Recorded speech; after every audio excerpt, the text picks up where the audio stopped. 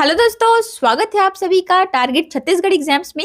मेरा नाम है प्रभा और आज हम लोग एक और मैथन क्लास को देखने वाले हैं जिसमें सभी सब्जेक्ट के सभी टॉपिक के व्यापम के नए पैटर्न में जो प्रश्न पूछे जाते हैं उसी प्रकार के सभी प्रश्न आज हम लोग देखने वाले हैं। वीडियो आपके लिए बहुत ही इंफॉर्मेटिव होने वाली है फ्रेंड्स। इससे पहले भी मैंने model paper, mega test, mock test सारे वीडियोस अपलोड कर दिए हैं। अगर आपने वह वीडियो नहीं देखा है तो डिस्क्रिप्शन बॉक्स या कमेंट बॉक्स एक बार चेक कीजिएगा, जहां पे मैं आपको उसका लिंक प्रोवाइड कर दूंगी। और पीडीएफ सारे वीडियो को अगर आपको प्राप्त करना है तो टेलीग्राम को ज्वाइन करना बिल्कुल मत भूलिएगा, जहां पे सारे पीडीएफ आपको फ्री में प्रोवाइड होते हैं। ठीक है, चलिए फिर हम लोग इंग्लिश ग्रामर के प्रश्न से स्टार्ट करते हैं। पहला प्रश्न आपको दिया है यहाँ पे, फाइंड द एरर। सेंटेंस आपको दिया गया है she do not knows the answer. यहाँ पे इस वाले पार्ट में एरर है तो इसके स्थान पे क्या आना चाहिए ये आपको बताना है। इस प्रकार के बहुत सारे क्वेश्चंस मैंने यूट्यूब वाली क्लास में ही करवा रखे हैं। ठीक है, तो शी तो हमारा बिल्कुल करेक्ट है क्योंकि यह सब्जेक्ट है। शी के साथ में या ही के साथ में हमेशा डस का प्रयोग होता है। किसका प्रयोग होता है? चूंकि सी और ही हमारा सिंगुलर है इसीलिए इसके साथ में डस का प्रयोग होता है। ठीक है, और आई, वी, यू, दे, इसके साथ में किसका प्रयोग होता है? इसके साथ में डू का प्रयोग होता है। चूंकि हमारे सेंटेंस में क्या दिया है? डू नॉट दे दिया है, इसलिए यही हमारा क्या है? गलत है। डू की जगह में क्या आना चाहिए था? डू की जगह में डज आना चाहिए और नॉट का तो ठीक है, नॉट हो जाएगा। और डज नॉट के साथ में हमेशा ध्यान रखेंगे सिर्फ और सिर्फ वर्ब का फर्स्ट फॉर्म प्रयोग होता है, उसके साथ में एस या ईएस यहाँ पे नहीं लगेगा। ठीक है, सिर्फ और सिर्फ क्या आएगा? नो आएगा। क्या बोला मैंने? हमेशा डस के साथ में, डज नॉट हो या डस के साथ में सिर्फ और सिर्फ वर्ब का फर्स्ट फॉर्म आपको प्रयोग करना है, इसके साथ में एस या ईएस का प्रयोग नहीं करना। तो नोज में यहाँ पे एस लगा है इसलिए नोज नहीं होगा या सिर्फ और सिर्फ नो होगा। पूरा हमारा सेंटेंस क्या बन के रेडी हो जाएगा? She does not know the answer. क्या हो जाएगा? Option number B, she does not know the answer. ध्यान देंगे शी के साथ में हमेशा डस का प्रयोग करना है और डस के साथ में हमेशा वर्ब का सिर्फ और सिर्फ फर्स्ट फॉर्म को प्रयोग करना है, एस या ईएस को प्रयोग नहीं करना है। क्लियर हो गए सारे पॉइंट्स? तो चलिए फिर सेकंड प्रश्न में चलते हैं। Find the error. फिर से आपको यहाँ पे एरर कौन से पार्ट में है ये आपको बताना है। तो देखिए, hardly had he reached the station when the train had left। hardly के साथ में हमेशा मैंने क्या बताया है? hardly के साथ में हमेशा then का प्रयोग होता है, ना कि when का। ये आपके इंग्लिश ग्रामर का रूल होता है। ठीक है, तो यहाँ पे क्या दिया है? hardly had he reached the station, यहाँ तक तो बिल्कुल सही है। when the train had left, hardly के साथ में यहाँ पे when का प्रयोग किया है, चूंकि when के स्थान पे then होना चाहिए था, इसीलिए एरर किस पार्ट में है? ऑप्शन नंबर बी, when के साथ में then होना चाहिए। यानी कि इंप्रूव सेंटेंस कौन सा हो जाएगा? then the train left। हमेशा याद रखेंगे हार्डली के साथ में then का प्रयोग करेंगे, THAN वाला then। ठीक है, अगला प्रश्न आपको दिया है टू स्पेल द बीन्स। इसका मीनिंग क्या होगा ये आपको बताना है। ये आपका आइडियम्स एंड फ्रेजेस वाले क्वेश्चंस है जो कि मैंने आपको अच्छे से करवा रखा है। टू स्पेल द बीन्स इसका मतलब क्या होता है? To reveal a secret. Option number B, मतलब कि खुलासा करना। ठीक है, चौथे नंबर का प्रश्न दिया है अ ब्लेसिंग इन डिसग्यूज। इसका मतलब क्या होगा ये आपको बताना है। यहाँ भी एक बहुत ही इंपॉर्टेंट आइडियम्स एंड फ्रेजेस यानी कि कहावत और मुहावरे हैं। सीजी व्यापम में जितने भी आपने मुहावरे और कहावतें देखी होंगे, इसका मैंने प्रीवियस ईयर क्वेश्चंस वीडियो के तौर पे आपको बना करके दे दिया है, जिसमें बार बार रिपीट होने वाले कहावत और मुहावरे को मैंने समझाया है। ठीक है, जरूर से वीडियो को आप लोग वॉच करेंगे। इसमें हर एग्जाम में आपको 3 से 4 नंबर के प्रश्न इस प्रकार से देखने को ही मिलते हैं। सिनोनिम को भी वीडियो अपलोड हो चुके हैं, आप चाहे तो वह वीडियो देख सकते हैं। तो इसका मतलब क्या होता है? अ ब्लेसिंग इन डिसग्यूज, हिंदी में इसका अर्थ होता है जो होता है अच्छे के लिए होता है। एक कहावत है ना, जो होता है अच्छे के लिए होता है। इसका मतलब होता है something good that seems bad at first, यानी कि जो अच्छी चीज जो कि पहले नजर में क्या लगती है हमको? बुरी लगती है, यानी कि जो होता है वह अच्छे के लिए होता है। अगला प्रश्न आपको दिया है one who can not read और राइट, यानी कि जो पढ़ और लिख नहीं सकता उसको एक शब्द में क्या कहते हैं ये आपको बताना है। तो क्या कहते हैं? ऑप्शन नंबर सी, इलिटरेट, यानी कि निरक्षर कहते हैं। ठीक है, जिसको पढ़ना लिखना नहीं आता उसको निरक्षर कहते हैं। ऑप्शन नंबर सी।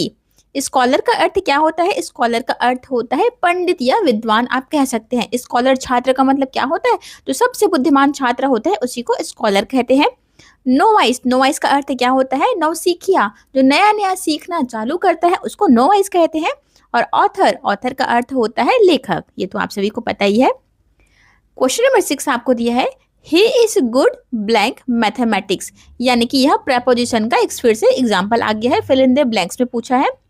तो यहाँ पे क्या आना चाहिए था, मैंने आपको क्या बता रखा है, गुड और बैड दोनों के साथ में हमेशा फिक्स प्रेपोजिशन के रूप में क्या प्रयोग होता है, एट प्रेपोजिशन का आपको प्रयोग करना होता है, ठीक है। गुड एट समथिंग यानी किसी चीज में अच्छा होना, good at bad at something यानी किसी चीज में बुरा होना। तो यहाँ पे हमारा आंसर क्या हो जाएगा, ऑप्शन नंबर ए, ठीक है। He is good at mathematics, वह मैथमेटिक्स में अच्छा है। Find the error, question number 7 आपको दिया गया है each of the boys have done their homework carefully, इसमें आपको एरर जो है किस पार्ट में है ये बताना है आपको। तो देखो सेंटेंस आपको किस प्रकार से दी है, ईच ऑफ द, यहाँ तक तो ठीक है, बॉयज दिए है, ठीक है, बहुत सारे लड़कों की बात हो रही है। हैव क्या दिया है यहाँ पे, हैव, और हमारा सेंटेंस क्या होता है ग्रामर के हिसाब से, ईच के साथ में या आइदर के साथ में या नाइदर के साथ में। इंग्लिश ग्रामर का रूल होता है कि इन तीनों के साथ में हमेशा हेल्पिंग वर्ब जो यूज होगा वह सिंगुलर यूज होगा। क्या यूज होगा, सिंगुलर हेल्पिंग वर्ब का यूज करना है आपको ईच, आइदर और नाइदर के साथ में। चूंकि यहाँ पे हैव हमारा क्या है, प्लूरल है, इसका सिंगुलर क्या होता है, सिंगुलर इसका होता है हैज होता है, ठीक है। तो गलती किस पार्ट में है, ऑप्शन नंबर बी वाले पार्ट में है, each of the boys has done their homework होना चाहिए था, ठीक है। ऑप्शन नंबर बी इस प्रश्न का राइट आंसर है। A place where books are kept, यानी कि जहाँ पे बुक्स को रखा जाता है ऐसी जगह को क्या बोलते हैं, वही जगह जहाँ हम पढ़ने जाते हैं, यानी कि कहाँ पढ़ने जाते हैं, लाइब्रेरी में। ऑप्शन नंबर बी इस प्रश्न का राइट आंसर है। म्यूजियम क्या होता है, जहाँ पे पुरानी चीजों को रखा जाता है, ऐतिहासिक चीजों को, उसको म्यूजियम कहते हैं। गैलरी क्या होता है, कॉरिडोर आप कह सकते हैं। आर्चिव का अर्थ होता है पुरालेख, ठीक है। तो हमारा आंसर है option number B. A person who loves book, यानी कि जो बुक से प्यार करता है उसको क्या कहते हैं, ऑप्शन नंबर बी, बिब्लियोफाइल कहते हैं। क्या कहते हैं, बुक से प्यार करने वाले को बुक प्रेमी यानी कि बिब्लियोफाइल कहते हैं। लाइब्रेरी में काम करने वाले को लाइब्रेरियन कहते हैं। एडिटिंग करने वाले को एडिटर कहते हैं यानी कि संपादक, ठीक है। पोएट, पोएट का अर्थ क्या होता है, कवि, जो कविता लिखता है उसको पोएट कहते हैं। इस प्रकार से वन वर्ड वाले वीडियो भी अपलोड हो चुके हैं, सारे के सारे प्लेलिस्ट बना दी है मैंने इंग्लिश ग्रामर के, आप चाहे तो वहाँ वीडियो देख सकते हैं, ठीक है। इंग्लिश ग्रामर से आपको एक भी मार्क्स नहीं छूटने चाहिए, इसलिए आपको प्लेलिस्ट मैंने बना दिया है, वहां से आप चेकआउट कर सकते हैं। Find the error, he discuss about the problem yesterday. अब देखो यहाँ पे किस पार्ट में एरर है, उस पार्ट में एरर जिस शब्द का प्रयोग हम लोग डेली करते हैं। किस शब्द का प्रयोग करते हैं, डिस्कस्ड अबाउट, किसी चीज के बारे में डिस्कस करना। देखो यहाँ पे ही तो आपका सब्जेक्ट यानी कि सर्वनाम दिया गया है, डिस्कस्ड जो कि वर्ब का सेकंड फॉर्म दिया है, बिल्कुल सही है। और लेकिन यहाँ पे अबाउट दिया है, अबाउट प्रेपोजिशन का यहाँ पे प्रयोग हुआ है। अब आप खुद यहाँ पे अंदाजा लगाइए, किसी चीज के बारे में डिस्कस करना, उसने कल प्रॉब्लम के बारे में डिस्कस किया, इसका मतलब यह है, ठीक है। तो डिस्कस करना अपने आप में ही क्या है, डिस्कस करना यानी कि के बारे में, किसी के बारे में डिस्कस करना, या ऑलरेडी आपको इसके बारे में यानी कि यह शब्द जुड़ा होता है। तो ये अबाउट का यूज यहाँ पे सुपरफ्लॉज को दर्शाता है।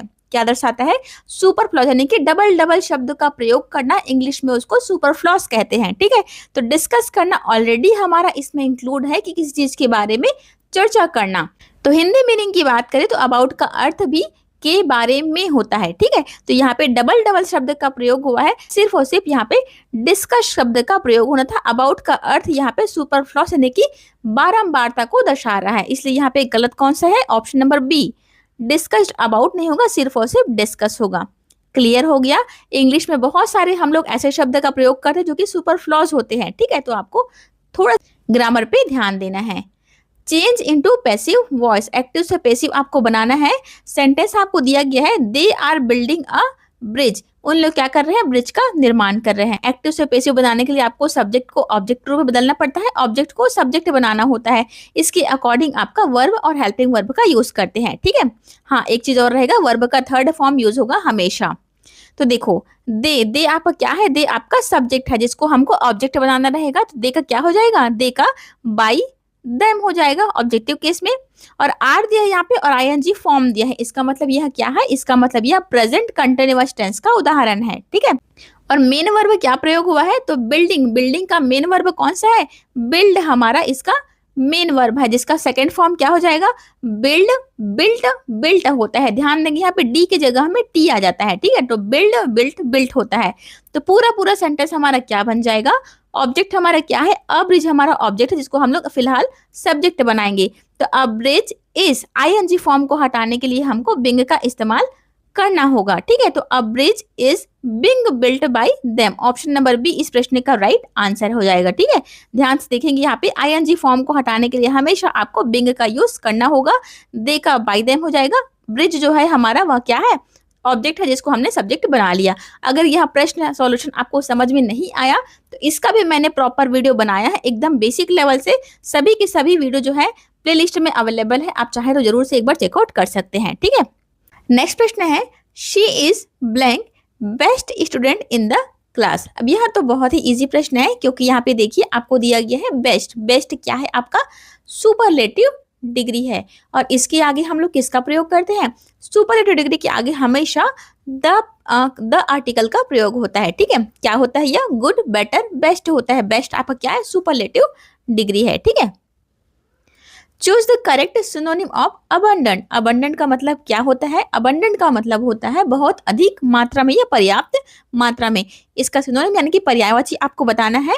तो इसका आंसर क्या हो जाएगा, option number B plentiful. Plentiful का अर्थ भी अधिक मात्रा में होता है।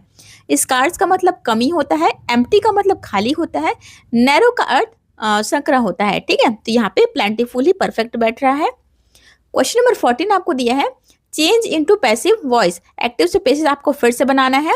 दे कंप्लीटेड द वर्क। तो सबसे पहले हमको टेंस को पहचानना होता है।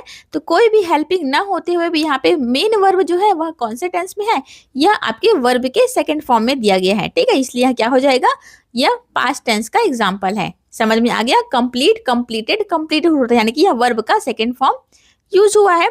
तो दे का क्या हो जाएगा, हमारा सब्जेक्ट है, इसको हम ऑब्जेक्ट बनाएंगे तो क्या बन जाएगा, दे का हो जाएगा बाई देम, ठीक है। और द वर्क क्या है, द वर्क हमारा ऑब्जेक्ट है जिसको हमको सब्जेक्ट बनाना रहेगा। द वर्क हमारा द वर्क ही रहेगा, ठीक है। तो फाइनल क्या बन जाएगा हमारा, द वर्क वॉज कंप्लीटेड है। यहाँ पे इसका जगह पे हम किसका प्रयोग करेंगे, वॉज हेल्पिंग वर्ब का प्रयोग करेंगे। The work was completed by them, यानी कि ऑप्शन नंबर बी इस प्रश्न का राइट आंसर हो गया।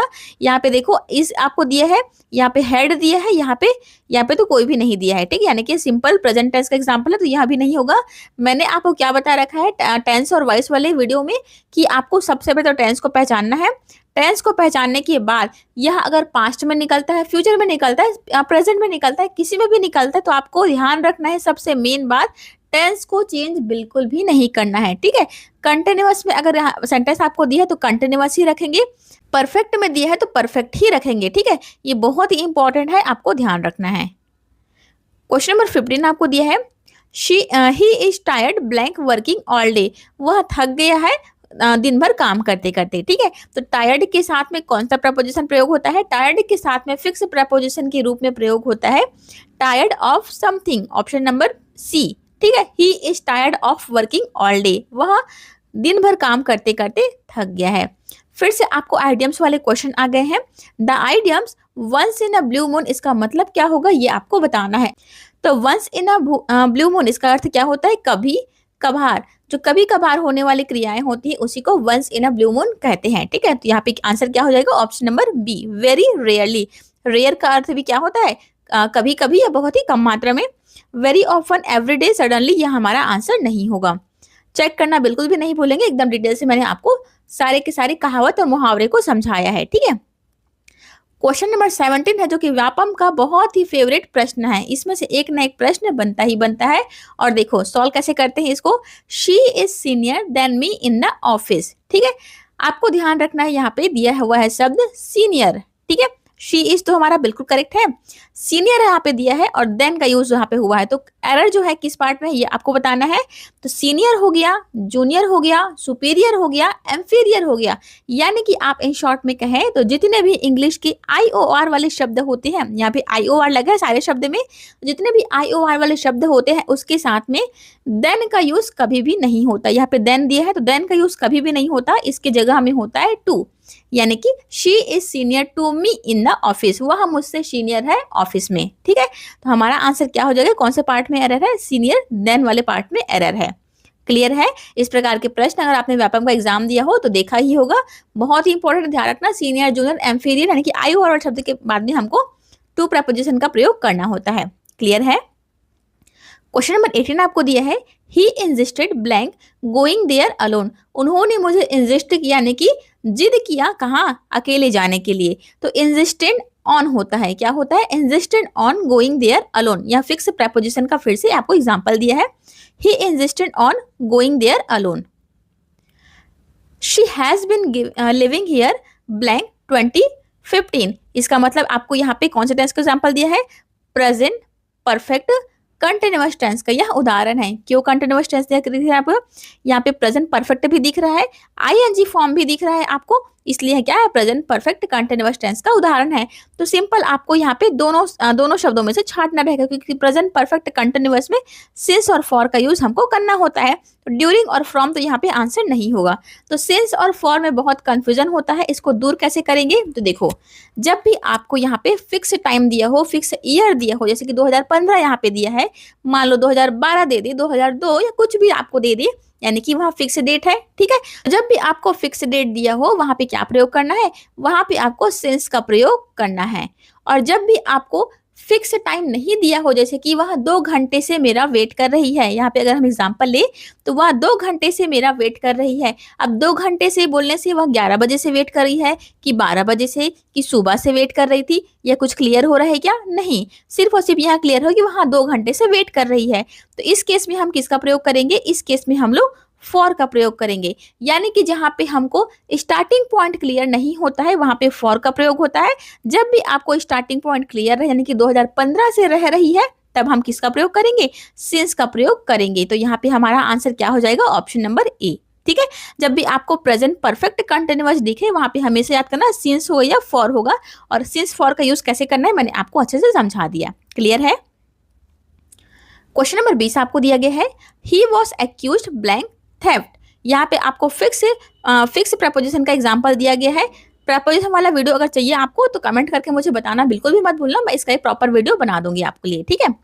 तो he is accused of something, यानी कि वह अपराधी पाया गया, किसके लिए, चोरी का अपराधी पाया गया, वह चोरी का अपराधी पाया गया, यानी कि एक्यूज्ड ऑफ समथिंग। एक्यूज्ड का अर्थ होता है अपराधी। ऑप्शन नंबर 20 प्रश्न का राइट आंसर हो गया। तो इस प्रकार से आपके इंग्लिश के 20 प्रश्न जो है कंप्लीट होते हैं। अब हम लोग चलते हैं कंप्यूटर के प्रश्न को सॉल्व करने में, ठीक है। उम्मीद करती हूँ आपको क्वेश्चन जो है हेल्पफुल लग रहे होंगे, और हेल्पफुल अगर लग रहा हो तो लाइक करने में बिल्कुल भी कंजूसी नहीं करेंगे आप लोग। देखो, पहला प्रश्न आपको दिया गया है, मैच द फॉलोइंग, सही जोड़ी मिलान करना है आपको सूची 1 को सूची 2 से। पहले में आपको दिया गया है SMTP, इसका फुल फॉर्म क्या होता है, सिंपल मेल ट्रांसफर प्रोटोकॉल। जैसा कि यह नाम से ही क्लियर हो रहा है, सिंपल मेल ट्रांसफर प्रोटोकॉल, यानी कि ईमेल भेजने के लिए जो हम प्रोटोकॉल प्रयोग करेंगे उसी को SMTP के तहत करेंगे, ठीक है। मेल का अर्थ ईमेल हो गया, ट्रांसफर का अर्थ भेजने के लिए, तो यहाँ पे क्या हो जाएगा, पहले का हो जाएगा हमारा 3, ठीक है। ईमेल सेंडिंग प्रोटोकॉल, यानी कि पहले का हो जाएगा 3, ए का हो जाएगा। FTP का फुल फॉर्म क्या होता है, फाइल ट्रांसफर प्रोटोकॉल, यानी कि फाइल ट्रांसफर प्रोटोकॉल, और सेकेंड का हो जाएगा पहला। HTTP का फुल फॉर्म क्या होता है, हाइपर टेक्स्ट ट्रांसफर प्रोटोकॉल, जो कि आपको वेब सर्च में मदद करता है। जैसे कि आप गूगल में कुछ सर्च करते हैं तो क्या लिख के आते हैं, मान लो के बाद आपको व्यापम का एडमिट कार्ड सर्च करना है तो आप क्या करते हैं, सिर्फ और सिर्फ CG व्यापम लिखेंगे। लेकिन अगर जो पहला पेज आपके पास में आ जाएगा वह क्या होता है, HTTP ऐसा करके कुछ कोड रहता है उसका, ठीक है, उसी को क्या बोल रहा है, वेब प्रोटोकॉल बोल रहा है। तो C का हो जाएगा दूसरा। और POP का फुल फॉर्म क्या होता है, पोस्ट ऑफिस प्रोटोकॉल, जो कि ईमेल को रिसीव करने के लिए प्रयोग होता है। तो D का हो जाएगा चौथा। इस प्रकार से मैंने इस प्रश्न को आसानी से कैसे सॉल्व किया, क्योंकि मुझे सभी का फुल फॉर्म पता है, इसलिए मैंने इस प्रश्न को सॉल्व किया। यदि आपको भी फुल फॉर्म पता हो तो आप आसानी से इस प्रश्न को सॉल्व कर सकते हैं। इसका भी मैंने प्रॉपर वीडियो बना रखा है, आप चाहे तो वहाँ वीडियो देख सकते हैं, ठीक है। हमारा आंसर क्या हो गया, 3, 1, 2, 4। इस प्रकार का ऑप्शन कहाँ पे दिया है, option number 3, 1, 2, 4। Option number A इस प्रश्न का राइट आंसर है। क्लियर हो गया। सेकेंड प्रश्न आपको दिया है, फिर से सही जोड़ी आपको मिलान करना है। पहले में आपको दिया है ALU का फुल फॉर्म क्या होता है, अरिथमेटिक एंड लॉजिक यूनिट, जो कि क्या करता है, लॉजिक करने का कार्य, और अरिथमेटिक यानी कि बीजगणितीय कार्य कौन करेगा, जब हमको गणनाएं करना होगा तब हम अरिथमेटिक ऑपरेशन करेंगे, यानी कि पहले का हो जाएगा पहला, यानी कि परफॉर्म्स अरिथमेटिक ऑपरेशन। ए का हो जाएगा पहला। फिर से यहाँ पे मैंने फुल फॉर्म का यूज करके ही आंसर निकाल लिया, ठीक है। सीयू, सीयू का फुल फॉर्म क्या होता है? कंट्रोल यूनिट, जो कि क्या करता है? कंट्रोल सीपीयू ऑपरेशन, सीपीयू की ऑपरेशंस को क्या करता है? कंट्रोल करता है, जिसी को सुपरवाइजर भी कहते हैं। तो बी का हो जाएगा दूसरा। और रजिस्टर, रजिस्टर का अर्थ क्या होता है? Temporary storage with in CPU. Temporary store के लिए हम किसका प्रयोग करते हैं? रजिस्टर का प्रयोग करते हैं। तो सी का हो जाएगा तीसरा। और कैच मेमोरी, कैच मेमोरी क्या होता है? सबसे हाई स्पीड मेमोरी होती है कैच मेमोरी, ठीक है। तो डी का हो जाएगा चौथा। जितने भी पॉइंट्स मैं आपको बता रही हूँ सभी को आपको नोट डाउन करके चलना है, ठीक है, यह बहुत ही इंपॉर्टेंट है और रिपीट होने वाले प्रश्न है। तो ऑप्शन नंबर ए हमारा इस प्रश्न का राइट आंसर हो गया। क्वेश्चन नंबर 3 आपको दिया है, फिर से सही जोड़ी मिलान करना है। तो सूची 1 में आपको दिया है पहले में लिनक्स। लिनक्स आपका किस प्रकार का ऑपरेटिंग सिस्टम है, ये आपको पहचानना है। तो देखो लिनक्स क्या होता है? लिनक्स आपका ओपन सोर्स ऑपरेटिंग सिस्टम होता है। किस प्रकार का ऑपरेटिंग सिस्टम है? लिनक्स है open source operating system, okay. Windows, जैसे कि हमारा कंप्यूटर जो होता है, लैपटॉप होता है, वह क्या होता है? विंडोज के ऑपरेटिंग सिस्टम की तरह कार्य करता है। तो दूसरे का हो जाएगा पहला, बी का हो जाएगा पहला, प्रोप्राइटरी ऑपरेटिंग सिस्टम होता है। एंड्रॉयड, एंड्रॉयड शब्द का इस्तेमाल हम लोग कब करते हैं? मोबाइल के केस में। जैसे कि मेरे पास मान लो एंड्रॉयड का मोबाइल है, मेरे पास एप्पल का मोबाइल है, मेरे पास आईफोन है, इस प्रकार के करते हैं ना। तो एंड्रॉयड क्या है? मोबाइल ऑपरेटिंग सिस्टम है। थोड़ा सा आप लोग कॉमन सेंस लगा करके भी इस प्रश्न का आंसर लगा सकते थे, ठीक है। MS ऑफिस, MS ऑफिस क्या होता है? प्रोडक्टिविटी सॉफ्टवेयर होता है, क्योंकि इसमें हम लोग अलग अलग डॉक्यूमेंट्स को क्रिएट करके प्रोडक्टिविटी को बढ़ा सकते हैं, ठीक है। तो डी का हो जाएगा तीसरा। इस प्रकार से हमारा फाइनल आंसर क्या बन गया? 2 1 4 3। तो इस प्रकार का ऑप्शन कहाँ पे दिया है? बी में 2 1 4 3। ऑप्शन नंबर बी इस प्रश्न का राइट आंसर है। ऑप्शंस को भी आपको एकदम ध्यान से लगाना, क्योंकि आधा गलती हम लोग इसी में करते हैं, आंसर पता होते हुए भी, ठीक है। तो मैं नहीं चाहती आपका एक भी मार्क्स मिस हो, इसलिए आपको आंसर को अच्छे से ध्यान से लगाना रहेगा। क्वेश्चन नंबर 4 आपको फिर से मैच द फॉलोइंग वाले प्रश्न दिए गए हैं। सूची 1 में आपको दिया है रोम। रोम को फुल फॉर्म क्या होता है? रीड ओनली मेमोरी, जिसको और क्या कहते हैं? नॉन वोलेटाइल मेमोरी, जिसको स्थायी मेमोरी भी कहते हैं, जिसमें डेटा जो है बिजली जाने पर भी नष्ट नहीं होता, उसी को नॉन वोलेटाइल या स्थायी मेमोरी यानी परमानेंट मेमोरी कहते हैं, ठीक है। तो पहले का हो जाएगा हमारा पहला। रैम, रैम क्या होता है? रैम आपका वोलेटाइल मेमोरी होता है, जिसमें डेटा जो है अस्थायी रूप से संग्रहित रहता है, बिजली जाने पर इसमें डेटा क्या होती है? नष्ट हो जाती है, ठीक है। तो रैम हमारा वोलेटाइल मेमोरी यानी कि अस्थायी मेमोरी, टेम्पररी मेमोरी है। 3-4 प्रकार से मैं नाम बता रही हूँ, सभी नाम को ध्यान से सुनेंगे, क्योंकि अलग अलग नाम से आपको प्रश्न देखने को मिलेंगे और सबसे ज्यादा कंफ्यूजन होता है ये नॉन वोलेटाइल और वोलेटाइल में, ठीक है। तो रोम आपका क्या है? रोम आपका नॉन वोलेटाइल है, यानी कि स्थायी मेमोरी है। रैम आपका अस्थायी यानी कि वोलेटाइल है, ठीक है। सी में दिया है आपको हार्ड डिस्क। हार्ड डिस्क क्या होता है? सेकेंडरी स्टोरेज डिवाइस होता है, ठीक है। प्राइमरी हमारा कौन होता है? प्राइमरी मेमोरी होता है हमारा कैच, ठीक है। और यहाँ पे सेकेंडरी के रूप में जाना जाता है हार्ड डिस्क। तो सी का हो जाएगा तीसरा। फ्लैश मेमोरी क्या होता है? Electrically erasable memory. 3-4 प्रकार के आपके मेमोरी होते हैं, ठीक है, डबल ईप्रोम, ईप्रोम, इस प्रकार के होते हैं। तो फ्लैश मेमोरी क्या होता है? इलेक्ट्रिकली इरेजेबल मेमोरी, यानी कि बिजली जाने पर जो मेमोरी इरेज हो जाती है उसको इलेक्ट्रिकली इरेजेबल मेमोरी कहते हैं। तो डी का हो जाएगा चौथा। फिर से 1 2 3 4 हमारा इस प्रश्न का राइट आंसर है, यानी कि ऑप्शन नंबर ए। कौन सा आंसर हो जाएगा? ऑप्शन नंबर ए इस प्रश्न का राइट आंसर है। क्लियर हो गया। 5वें नंबर का प्रश्न दिया गया, जो कि बहुत ही इजी है और बहुत ही यहाँ भी रिपीट होने वाले प्रश्न में से एक है, ठीक है, एकदम इजी है, फटाफट सॉल्व करते हैं इसको। सूची 1 में आपको पहले नंबर में दिया है control plus Z. Control plus Z का प्रयोग हम लोग क्यों करते हैं? जब हमको अंडू करना हो। अंडू का मतलब क्या होता है? जैसे कि मैंने मान लो यहाँ पे लिखा है प्रभा, ठीक है, प्रभा। अब मुझे इस नाम को, मान लो की बात है, इस स्क्रीन से हटाना है, तो मैं क्या करूंगी? डिलीट का बटन दबाऊंगी, ठीक है, इसको इरेज करने के लिए। तो यही क्या होगा? यही आपका अंडू हो गया, यानी कि जो पहले हमने कार्य किया है उस चीज को मिटाने के लिए, आसान भाषा में अगर हम कहें तो जो कार्य हमने अभी अभी किया है उसको मिटाने के लिए हम किसका प्रयोग करते हैं?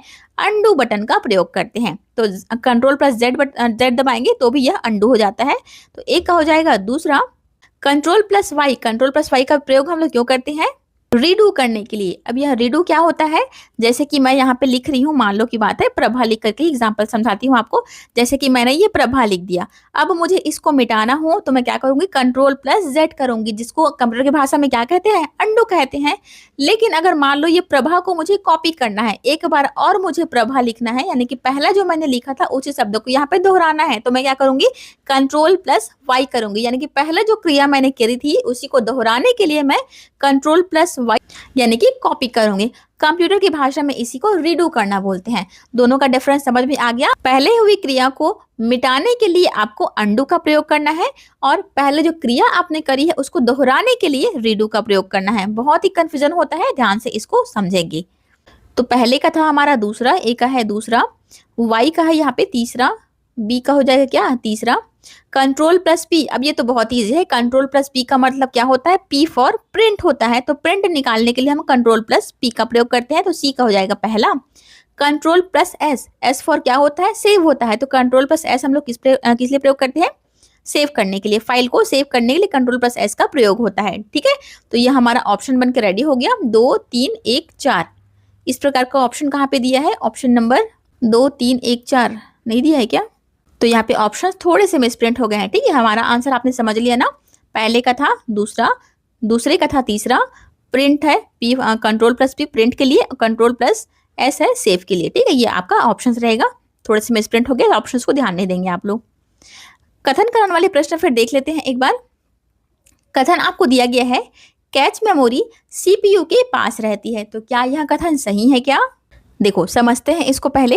कैच मेमोरी क्या होती है, सबसे फास्टेस्ट मेमोरी होती है, जो कि यहाँ पे देखना, पहले CPU कनेक्टेड होता है, CPU से ही लगा हुआ कैच मेमोरी कनेक्टेड होता है। ठीक है, और कैच मेमोरी से लगा हुआ क्या होता है, प्राइमरी मेमोरी कनेक्टेड होता है। ध्यान से सुनेंगे, CPU से लगा हुआ कैच मेमोरी होता है, कैच मेमोरी से लगा हुआ प्राइमरी मेमोरी, और प्राइमरी मेमोरी से लगा हुआ सेकेंडरी मेमोरी रहता है। ठीक है, ये क्रम इस प्रकार से बनता है, आपको ध्यान देना है।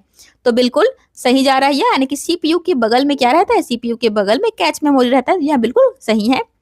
कारण आपको दिया है, कैच मेमोरी रैम से भी तेज होती है, तो ये तो मैंने आपको बता दिया।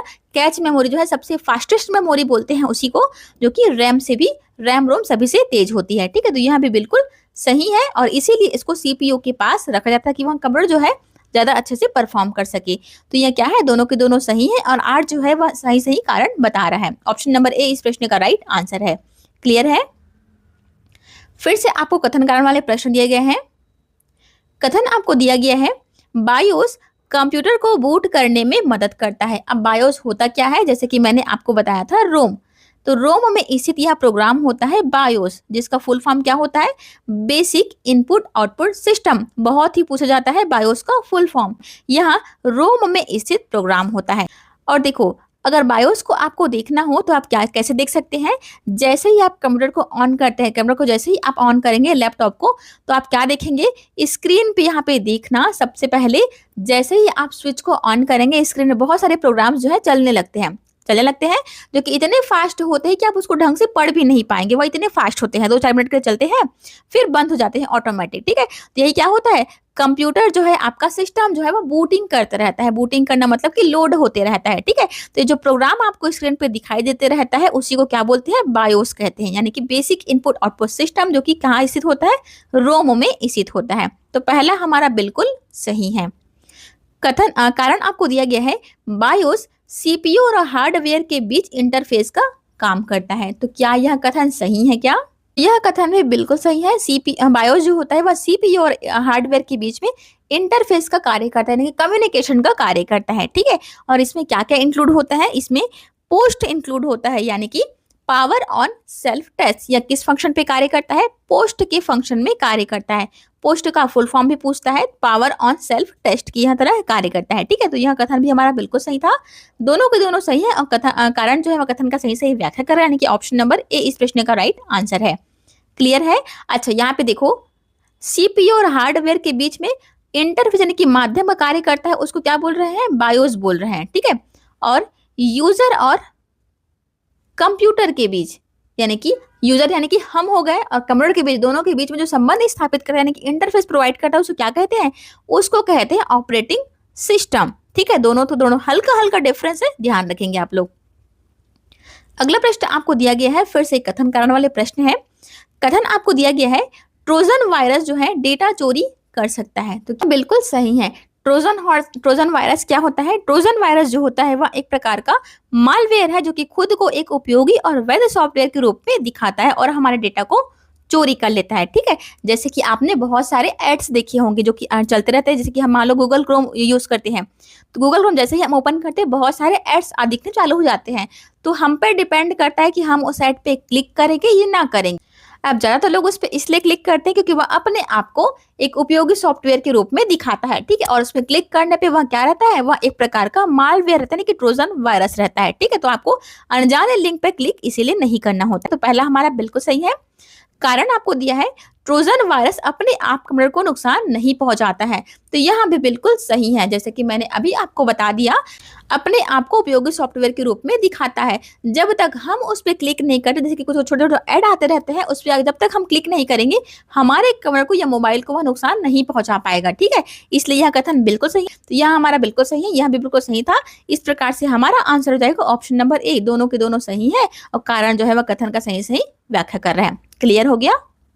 अगला प्रश्न फिर से आपको कथन कारण वाले दिए गए हैं। कथन आपको दिया गया है क्लाउड कंप्यूटिंग डेटा को कहीं भी और कभी भी एक्सेस करने की सुविधा देता है, तो क्या यह कथन सही है? क्या बिल्कुल सही है। क्लाउड कंप्यूटिंग का अर्थ ही यही होता है कि इंटरनेट के माध्यम से डेटा स्टोरेज, सर्वर, डेटाबेस और सॉफ्टवेयर जैसे कंप्यूटिंग सेवाओं को पे एज यू गो यानी कि जितना उपयोग करे उतना भुगतान करे मॉडल पर प्रदान करना। ठीक है, तो पे एज यू गो इसको आपको याद रखना है। पहला कथन हमारा बिल्कुल सही है। कारण आपको दिया गया है क्लाउड स्टोरेज इंटरनेट पर आधारित रिमोट सर्वर्स पर होता है। जैसे कि मैंने अभी आपको बताया, यह क्या है? जितना आप यूज करेंगे उतना ही आपको पे करना रहेगा, जो कि सर्वर में क्या होता है? स्टोर होकर रहता है। तो क्लाउड कंप्यूटिंग का अर्थ यही होता है। तो बिल्कुल यहाँ भी कारण भी हमारा बिल्कुल सही है। तो कथन कारण दोनों सही है और कारण जो है कथन का सही सही व्याख्या करें। इसका मतलब ऑप्शन नंबर ए इस प्रश्न का फिर से राइट आंसर हो गया। ठीक है, क्वेश्चन नंबर 10 आपको दिया गया है। कथन आपको दिया गया है रैम को वोलेटाइल मेमोरी कहा जाता है, तो यह कथन भी बिल्कुल सही है। रैम को क्या कहते हैं? वोलेटाइल मेमोरी यानी कि अस्थायी मेमोरी कहते हैं, जो कि बिजली जाने पे डेटा जिसमें बंद हो जाती है, यानी कि यह एक प्रकार से क्या है? टेम्पररी मेमोरी का उदाहरण है। टेम्पररी मेमोरी आप कह सकते हैं। ठीक है, कारण दिया गया है कंप्यूटर बंद होने पर रैम का डेटा मिट जाता है। जैसे कि मैंने अभी आपको बता दी, एक प्रकार का टेम्पररी मेमोरी है जिसमें डेटा जो है बिजली रहने तक ही उपस्थित होता है, बिजली जाने पर उसमें डेटा जो क्या है वो नष्ट हो जाता है। ठीक है, तो कारण भी हमारा बिल्कुल सही है। तो कथन कारण फिर से यहाँ पे सही है और कारण जो है कथन का सही सही व्याख्या कर रहे हैं। क्लियर है। बहुत ही सिंपल आपको प्रश्न है, फटाफट से देखते जाना है। क्वेश्चन नंबर 11 आपको दिया गया है निम्न में से कौन सी प्राइमरी मेमोरी है, ये आपको बताना है। आगे आपको सभी सब्जेक्ट के क्वेश्चंस देखने को मिलेंगे। ठीक है, हिंदी व्याकरण के भी प्रश्न आएंगे और जीके के भी प्रश्न आएंगे, तो वीडियो में लास्ट तक आपको बने रहना है। तो प्राइमरी मेमोरी कौन सा है? ऑप्शन नंबर बी CD रोम। ठीक है, कंप्यूटर की प्राथमिक मेमोरी जिसे मुख्य मेमोरी या मेन मेमोरी या आंतरिक मेमोरी भी कहते हैं। कथन कारण आपको फिर से दिया गया है। कथन दिया गया है लैन का उपयोग छोटे क्षेत्र में किया जाता है, तो बिल्कुल सही है। लैन का फुल फॉर्म ही क्या होता है? लोकल एरिया नेटवर्क होता है, जो छोटे क्षेत्र के लिए प्रयोग करते हैं। तो कथन हमारा बिल्कुल सही है। कारण आपको दिया गया है लैन पूरे विश्व को कवर करता है, तो क्या यह कथन सही है? क्या नहीं, यह कथन हमारा गलत है। क्यों गलत है? क्योंकि लैन का अर्थ होता है लोकल एरिया नेटवर्क, जो कि छोटे क्षेत्र को कवर करता है। ठीक है, जैसे कि अपने घर की बिल्डिंग हो गई या एक बिल्डिंग से दूसरे बिल्डिंग हम कवर करने के लिए किसका प्रयोग करते हैं? लैन का प्रयोग करते हैं। जबकि यहाँ पे पूरे विश्व को कवर करने के लिए हमको किसका प्रयोग करना पड़ता है? पूरे विश्व को कवर करने के लिए वैन का प्रयोग करना पड़ता है, यानी कि वाइड एरिया नेटवर्क, जो कि पूरे विश्व को कवर करता है। ठीक है, तो यह कथन कारण जो है बिल्कुल गलत दिया गया है। कथन हमारा सही था। तो ऑप्शन नंबर कौन सा हो जाएगा? ऑप्शन नंबर बी इस प्रश्न का राइट आंसर है, यानी कि ए सही है और आर गलत है। तो ध्यान से आपको यहाँ पे फिर से ऑप्शन को लगाना रहेगा। ठीक है, 13वें नंबर का प्रश्न आपको दिया है। कथन कारण फिर से दिया गया है। कथन आपको बोला गया है SMTP ईमेल भेजने के लिए उपयोग होता है। अब यह प्रश्न को तो मैंने आपको डिटेल में समझा दिया था। SMTP का फुल फॉर्म होता है सिंपल मेल ट्रांसफर प्रोटोकॉल, यानी कि ईमेल भेजने के लिए आपको SMTP का प्रयोग करना होता है। तो बिल्कुल यह कथन बिल्कुल सही है। कारण आपको दिया गया है SMTP ईमेल प्राप्त करने के लिए होता है। सेंटेंस को ध्यान से पढ़िएगा। ईमेल को प्राप्त करने के लिए SMTP का प्रयोग होता है बोला गया है, तो यह गलत है क्योंकि SMTP का प्रयोग हम लोग ईमेल को भेजने के लिए करते हैं, ना कि प्राप्त करने के लिए। ईमेल को प्राप्त करने के लिए POP का प्रयोग होता है, पोस्ट ऑफिस प्रोटोकॉल का। ठीक है, तो कारण हमारा गलत है, कथन हमारा बिल्कुल सही था। तो फिर से यहाँ पे ऑप्शन नंबर सी इस प्रश्न का राइट आंसर है। क्लियर हो गया। अगला प्रश्न देखो, कथन आपको दिया गया है पाइथन एक हाई लेवल प्रोग्रामिंग लैंग्वेज है। तो पाइथन जो है उच्च स्तरीय प्रोग्रामिंग लैंग्वेज है, यह बिल्कुल सही दिया गया है। उच्च स्तरीय भाषा कौन सी है? पाइथन है, जिसको हाई लेवल लैंग्वेज भी कहते हैं। कारण दिया गया है पाइथन असेंबली लैंग्वेज के रूप में कार्य करता है। कारण हमारा एकदम से गलत है क्योंकि असेंबली लैंग्वेज जो होता है वह आपके निम्न स्तरीय भाषा के अंतर्गत आता है और पाइथन हमारा उच्च स्तरीय भाषा है। पाइथन एक इंटरप्रेटेटिव भाषा की तरह कार्य करता है, न कि असेंबली भाषा की तरह। तो कारण हमारा गलत है, कथन बिल्कुल सही था। तो फिर से यहाँ पे ऑप्शन नंबर सी इस प्रश्न का राइट आंसर है। क्लियर है। अब आपको मिक्स क्वेश्चंस देखने को मिलेंगे। ठीक है, मतलब अब आपको हिंदी व्याकरण के भी प्रश्न आएंगे, इसमें जीके के भी प्रश्न रहेंगे, जिसमें छत्तीसगढ़ जीके और इंडिया जीके इंक्लूड रहने वाले हैं। ठीक है, और सबसे लास्ट में हम लोग मैथ्स और रीजनिंग को देखने वाले हैं। तो वीडियो में आपको लास्ट तक बने रहना है अगर आपको सारी चीजों को अच्छे से प्रैक्टिस करना है तो। ठीक है, देखो हिंदी व्याकरण का पहला प्रश्न आपको आपके लिए दिया गया है, मैच द फॉलोइंग। सूची 1 को आपको सूची 2 से मिलान करना है। पहले में आपको दिया है अवयव। अवयव क्या होता है? वह शब्द जो अपना रूप जो है लिंग वचन काल किसी में भी परिवर्तित नहीं करता, उसको अवयव कहते हैं। ठीक है, यानी कि सारे चीजों में, चाहे वह एक वचन हो, बहुवचन हो, स्त्रीलिंग हो, पुल्लिंग हो, सभी चीजों में वह अपना रूप परिवर्तित नहीं करता, समान ही रहता है, उसको अवयव शब्द कहते हैं। ठीक है, तो इनमें से अवयव शब्द हमारा कौन सा है? इनमें से है ऑप्शन नंबर बी, यानी कि धीरे धीरे जो ऐसा शब्द है जो कि अपना रूप जो है किसी में भी परिवर्तित नहीं करता। तो पहले का हो जाएगा बी। सर्वनाम क्या होता है? संज्ञा के बदले में आने वाले शब्द को सर्वनाम कहते हैं, जैसे कि यह, वह, तुम, तुम्हारा, ये क्या होते हैं? सर्वनाम होते हैं। तो यहाँ पे वह सेकंड का हो जाएगा ए। और थर्ड में आपको दिया है विशेषण। विशेषण क्या होते हैं? संज्ञा सर्वनाम की विशेषता बताने वाले शब्द को विशेषण कहते हैं। तो यहाँ पे विशेषण कौन सा है? सुंदर। सुंदर हमारा क्या है? किसी लड़की की या किसी व्यक्ति की सुंदरता बताता है, यानी कि यह क्या है? संज्ञा सर्वनाम की विशेषता बता रहा है, इसलिए यह विशेषण है। फोर्थ में दिया है क्रिया। क्रिया क्या होता है? किसी कार्य करने की अवस्था को जो प्रकट करता है उस शब्द को हम लोग क्रिया कहते हैं। तो चौथे का हो जाएगा डी। इस प्रकार का ऑप्शन कहाँ पे दिया है? बी ए सी डी। इस प्रकार का ऑप्शन दिया ऑप्शन नंबर बी में, बी ए सी डी। ठीक है, तो ऑप्शन नंबर सेकंड हमारा इस प्रश्न का राइट आंसर है। आपको सबसे कंफ्यूजन लगेगा ये अवयव वाला, क्योंकि इसी में से प्रश्न पूछता है।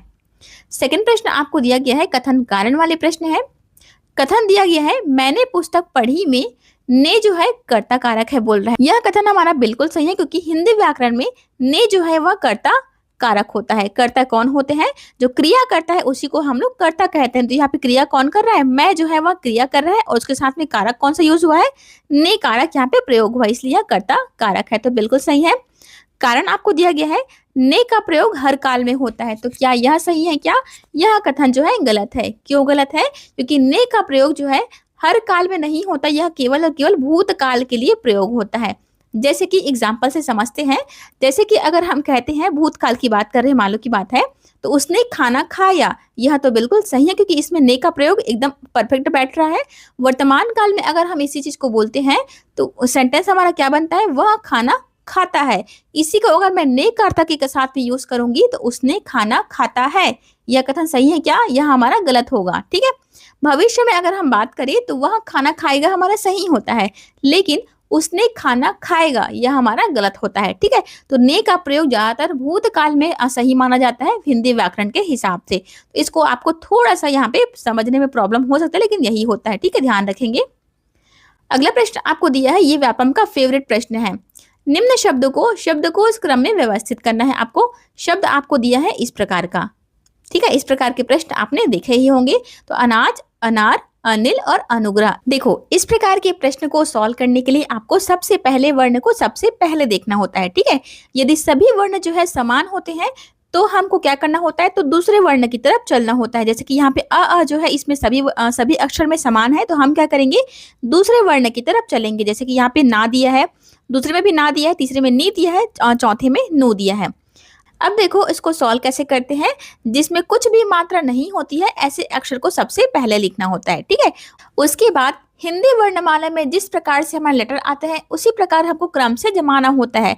जैसे अ के बाद में क्या आता है, अ के बाद में आ आता है, उसके बाद में छोटे ए की मात्रा आएगी, उसके बाद में बड़ी ए की मात्रा आएगी। तो इस प्रकार से जितने भी आपको मात्रा वाले शब्द रहेंगे उसको लास्ट में रखना है। जैसे कि यहाँ पे हम देखते हैं तो इसमें सेकंड लेटर को पहले देखिएगा, ना दिया है, यहाँ पर भी ना दिया है, इसमें क्या दिया है, इसमें नी दिया है, बीच का अक्षर को देख रहे हैं, और इसमें नु दिया है। तो मात्रा के हिसाब से अगर हम चले तो सबसे पहला मात्रा कौन सा होता है, सबसे पहला यहाँ पे न धन आ मिल करके यह बना हुआ है, ठीक है। तो आ की मात्रा जो है सबसे पहले आती है, यहाँ पे भी आ की मात्रा लगा हुआ है, और इसमें अगर हम देखें तो न धन छोटी ई की मात्रा लगा हुआ है। और चौथे में अगर हम देखें तो न धन ऊ की मात्रा लगा हुआ है। अब वर्णमाला के हिसाब से अगर हम चले तो सबसे पहले क्या आता है, सबसे पहले आ की मात्रा आता है, उसके बाद में ई की मात्रा आता है, उसके बाद में ऊ की मात्रा आता है, ठीक है। आ ई ऊ ए सबने पढ़ा है बचपन में। तो इस प्रकार से हमारा पहला अक्षर कौन सा हो जाएगा, हमारा पहला अक्षर हो जाएगा इन दोनों में से एक, ठीक है। दोनों में से एक क्यों होगा, क्योंकि दोनों में यहाँ पे समान अक्षर दिया है, ठीक है। अना, यहाँ पे भी अना दिया है। तो मैंने क्या बताया, सबसे पहले आपको समान अक्षर को देखना होता है, ठीक है। अगर यह समान हो गया तो दूसरे अक्षर को देखेंगे, दूसरा भी समान हो गया तो तीसरे अक्षर को देखेंगे, तीसरा भी समान अगर हो जाएगा तो चौथे अक्षर, यानी कि अगर दिया हो तो उस प्रकार से आपको देखना रहता है। क्योंकि यहाँ पे पहले और दूसरा में यहाँ पे समान हो गया, इसलिए हम क्या करेंगे, तीसरे अक्षर को देखेंगे। जैसे कि यहाँ पे दिया है ज और तीसरे में दिया है र, तो ज और र दोनों में से सबसे पहले कौन सा आता है, सबसे पहले आता है ज के बाद में क्या आता है, र आता है, ठीक है। तो सबसे पहला अक्षर कौन सा आ जाएगा, सबसे पहला अक्षर है अनाज, ठीक है, क्योंकि ज पहले आता है इसलिए हमने अनाज को पहले लिख लिया। उसके बाद में कौन सा आएगा, उसके बाद में आएगा अनार, तो दूसरे में आ गया हमारा अनार। तीसरे में कौन सा आएगा, तीसरे में आएगा अनिल, ठीक है, क्योंकि यह मात्रा वाला शब्द है और मात्रा में भी छोटी एक की मात्रा लगा हुआ, इसलिए इसको हमने पहले रख दिया। और चौथे में आएगा अनुग्रह, यानी कि चौथा नंबर का क्या हो गया, हमारा अनुग्रह हो गया। इस प्रकार से हमारा क्रम कौन सा बन के तैयार हो गया। इस प्रकार से डिक्शनरी में आप खोजने जाएंगे तो आपको क्रम किस प्रकार से भी देखने को मिलेगा। सबसे पहला शब्द आपको अनाज देखने को मिलेगा, उसके बाद अनार, फिर अनिल, उसके बाद अनुग्रह। डिक्शनरी में आपको इसी क्रम में देखने को मिलेंगे, ठीक है। तो ये बहुत ही इंपॉर्टेंट प्रश्न है। इस प्रकार से आपको 3 से 4 प्रश्नों को प्रैक्टिस करके चले जाना है, वापस इसमें से प्रश्न पूछता है, ठीक है। अगला प्रश्न आपको दिया है, निम्न वाक्यों को सही क्रम में लगाइए। यहाँ पे आपको क्रम दिया गया है, इसको आपको सही क्रम में लगाना है। ये भी प्रश्न बहुत पूछता है। तो देखो, वह स्कूल गया, वह तैयार हुआ, वह जागा, उसने नाश्ता किया। तो देखो सबसे पहले हम जागने का काम करते हैं, ठीक है। भाई सोए रहेंगे, उसके पहले सबसे पहले क्या करेंगे, जागेंगे।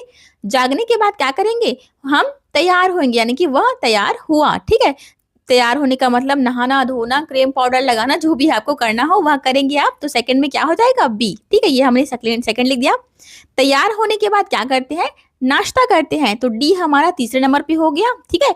और चौथे नंबर पे तैयार होकर के स्कूल जाना होता है, तो हमारा क्रम क्या बन गया, CBDA। इस प्रकार का ऑप्शन कहाँ पे दिया है, CBDA, ऑप्शन नंबर ए इस प्रश्न का राइट आंसर है। ध्यान से आपको यहाँ पे ऑप्शंस को लगाना है। ऑप्शंस को लगाने में इसमें गलती होती है, ध्यान से देखना। सी जो है पहले नंबर में आया था इसलिए मैंने सी को पहले लिखा है, बी आपका सेकंड नंबर में आया था इसलिए मैंने बी को लिखा है। इस प्रकार से आपको जमाना रहेगा। क्रम लिखने में ही यहाँ पे आधा गलती होती है, ठीक है, तो उसको आपको ध्यान रखना है। अगला प्रश्न है, त्रुटि की पहचान करना है। वह मुझको देखकर हंस पड़ा, इसमें आपको त्रुटि किस पार्ट में है ये आपको बताना है, ठीक है। तो देखो, वह मुझको देखकर हंस पड़ा, यहाँ पे त्रुटि किस पार्ट में है, तो मुझको वाले पार्ट में है, क्योंकि वह आपका सर्वनाम है, बिल्कुल सही जगह प्लेस हुआ है। देखकर हंसना यहाँ भी बिल्कुल सही है, लेकिन मुझको हिंदी वर्णमाला के हिसाब से मुझको जो है यहाँ गलत प्रयोग हुआ है। मुझको की जगह पे क्या आना चाहिए था, मुझको की जगह पे वह मुझे देखकर हंस पड़ा। सही क्या होना चाहिए हमारा, वह मुझे देखकर हंस पड़ा, ये हमारा सही सेंटेंस होना चाहिए, ठीक है। अब देखो थोड़ा से हम लोग जीके के प्रश्न देख लेते हैं। छत्तीसगढ़ जीके की बात हो रही है यहाँ पे। सूची 1 को आपको सूची 2 से मिलान करना है। पहले नंबर में दिया है मड़ई फेस्टिवल। मड़ई त्योहार जो है किन लोगों का होता है, तो मड़ई त्योहार जो होता है ट्राइबल फेस्टिवल इन बस्तर, ठीक है। ये क्या होता है, बस्तर के आदिवासियों का मुख्य त्योहार होता है मड़ई, ठीक है। तो पहले का हो जाएगा दूसरा। तीजा जो है वह किनका त्योहार होता है, तीजा जो है वुमेन्स फेस्टिवल होता है। आपकी मम्मी बहन दादी नानी लोग सभी लोग क्या मनाते हैं, तीजा त्योहार मनाते हैं, क्योंकि महिलाओं का सबसे प्रसिद्ध त्योहार होता है, ठीक है। तो बी का हो जाएगा पहला। और बसंत दशहरा जो होता है वहाँ 75 दिन तक चलने वाला त्योहार होता है। बहुत ही इंपॉर्टेंट टॉपिक है यह, इसमें से मैं एक और वीडियो लेकर के आने वाली हूँ क्योंकि इसमें से एक ना एक प्रश्न व्यापम पूछता है। ठीक है, तो दशहरा जो है, बसंत दशहरा जो है 75 दिन तक चलने वाला यह त्योहार है। ठीक है, और राजिम कुंभ क्या है? पिलग्रिम मेला है। पिलग्रिमेज का मतलब क्या होता है? पिलग्रिमेज का अर्थ होता है तीर्थ यात्रा वाली मेला है। ठीक है, तो हमारा आंसर था, पहले का था दूसरा, दूसरे का था पहला, सी का है चौथा और डी का क्या है तीसरा, यानी कि 2 1 4 3, 2 1 4 3 वाला ऑप्शन दिया है ऑप्शन नंबर बी में। क्लियर है? इस प्रकार से आपको ध्यान रखना है।